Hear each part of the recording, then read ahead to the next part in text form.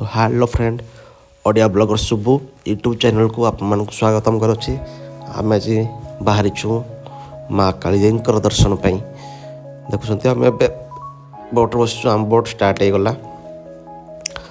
विशेष कर सांग मैंने फास्ट टाइम बोट बसु आमको देते सेफ्टी जैकेट पिंधापी पचर बस पिंटू भाई देखो तो केते नेचुरल जगह केते भयंकर आपने देखिपे पानी ढेउ पानी ढेउ को देखी मत बहुत भय लगुला। आपण मैंने किए आसुँच माँ कालीजाई दर्शन पाई कमेंट माध्यम मत जणेबे। आ डंगा जमी होता विश्वास कर सांग मैंने जीवन छाड़ी जाता मु तो जोर डंगा को धरिकी कि बस अकात अकात पानी कला भुवर पानी देखा देखो आउ गोटे डंगा माँ दर्शन सारी से फेरुले डंगा को देखु केमती चहला मारुला बाबा रे कि भयंकर दृश्य देखागला माँ कालीजाई मंदिर आओ केते सुंदर माँ मंदिर अकात पानी मझे देखिकी बहुत खुशी लगला। माँ मंदिर तो से पटे आने भाई की पचारे भाई एपटे कौन जाते भाई कहले ना आमको से पटे बुलिकी जाक पड़ो बोट सब डंगा मान सब एपट साइड रहा एमती जगह को भाई आनले देखिकी मन खुशी होगा। भिन्न भिन्न प्रकार पक्षी आपने देखिपे जगहटी ए जगार ना कौन मैंने कमेंट मध्यम मत निश्चय जनइबे। देखु सियाड़ देखा जा बोट कि डंगा मान दृश्य आमर बोट से लगे डंगा आकाश पक्षी मान देखा बहुत खुशी लगुच। भिन्न भिन्न प्रकार पक्षी फास्ट टाइम आज डंगार बस दर्शक मैंने भय तो बहुत जोरे भय आ डंगा जमी चहला मारुला देखिकी तुम जीवन आपने जदि के आसी ना आसतु माँ कालीजाई दर्शन पाई आपणकर मनोकामना पूर्ण करंतु। आ कि बाट रहीगला लगे आम डंगा देखु यार नजारा दृश्य मान पूरा बहुत मन खुशी होगा बहुत खुशी होगा मन आम सामने लगी किसी बोट डंगा माँ ये पवित्र स्थान को पहुँचवार आ कि समय आमर अच्छी बाकी मैंने देखिपे सामने थी आमर मौसा एक बाउंश को धरी कूल कूल कियार प्रयास कर देखिपे दृश्य केमती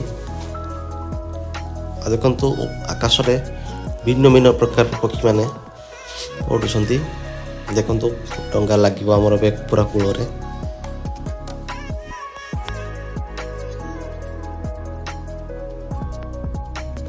माँ पवित्र जगार पाद दे बहुत मन खुशी अनुभूत है। अब आम चलू माँ दर्शन पाई देखिपे केते बोट डंगा आसलु माँ पीठ को आम आसला बेलू देखल तो बहुत सारा लोक आठ भी बहुत सारा दुकान अच्छी तो फास्ट टाइम आसती मुझे देखी नी एक्चुअली एमती पीठ कालीजाई अच्छी समुद्र मझे और माँ मंदिर ये देखु बहुत सारा लोक आ जगहटा देखु बढ़िया मैंने अनुमान करते पानी शो और पानी केते अकात अकात पानी थी माँ दर्शन कला बहुत खुशी है। मु फास्ट तो पानी की देखी एत भयंकर पानी विश्वास करूँ जीवन पर छाड़ी जाए पानी देखी आम आसते किसी फोटो उठे फोटो नहीं गलु किसी फोटो से माँ मंदिर देखु ये बहुत सारा लोक अच्छा फोटो भी उठाते यही जगह को आसवे आ फोटो कर उठेबे वाओ देखु जगार दृश्य मान सब माँ दर्शन सारी आम बाहरी पड़लु आम घर को जाकू ये मोर रिटर्न जर टाइम रे ଆସିଲା ବେଳେ ଭିଡ଼ିଓ କରିଥାନ୍ତି କିନ୍ତୁ ମୋର ମୋବାଇଲରେ ଚାର୍ଜ ନଥିଲା, ସେଥିପାଇଁ ଆଉ କିଛି ଭିଡ଼ିଓ କରିପାରିଲିନି ଆସିଲା ବେଳେ। ଦେଖନ୍ତୁ ବହୁତ ସାରା ଡଙ୍ଗା ଥିଲା। ଆମେ ଯେତେବେଳେ ରିଟର୍ନ ଆସିଲୁ କୂଳକୁ ଆମ ଗାଡ଼ି ପାଖକୁ, ୟାର ଦୃଶ୍ୟ କେତେ ସାରା ଡଙ୍ଗା, ଆଉ ସେ ସାଇଡ଼ରେ ଥିଲା ମାଛ ଗୋଦାମ। ମାଛ ଗୋଦାମର ଦୃଶ୍ୟ ଆପଣଙ୍କୁ ମୁଁ ନେକ୍ସଟ ଭିଡ଼ିଓରେ ମାଧ୍ୟମରେ ଦେଖେଇବି କେତେ କ'ଣ ଥିଲା ରେଟ୍, ଆଉ କେତେ ମାଛ ଭିନ୍ନ ଭିନ୍ନ ମାଛଙ୍କର ସବୁ ଦେଖିବା ଆମେ ନେକ୍ସଟ ଭିଡ଼ିଓରେ। ଭାଇ ଆମକୁ କୂଳକୁ ଲଗେଇ ଦେଉଛନ୍ତି। କୂଳକୁ ଲଗେଇ ସାରିଲା ପରେ ନେକ୍ସଟ ଭିଡ଼ିଓରେ ମୁଁ ତୁମକୁ ଦେଖେଇବି ମାଛ ଚିଲିକାର କେତେ ରେଟ୍ କ'ଣ ଥିଲା, ଏସବୁ ଦୃଶ୍ୟମାନ ଦେଖିବା।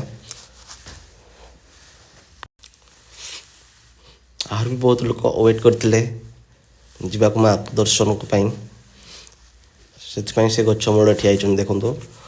ଆଉ ଡଙ୍ଗା ଦେଖିପାରୁଥିବେ ଆପଣ କେତେ।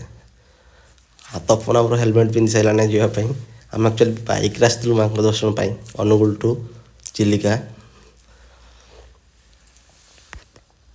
ମୋ ଭିଡ଼ିଓ ଆପଣମାନଙ୍କୁ କେମିତି ଲାଗିଛି ଲାଇକ୍ ସବସ୍କ୍ରାଇବ୍ କରିବେ।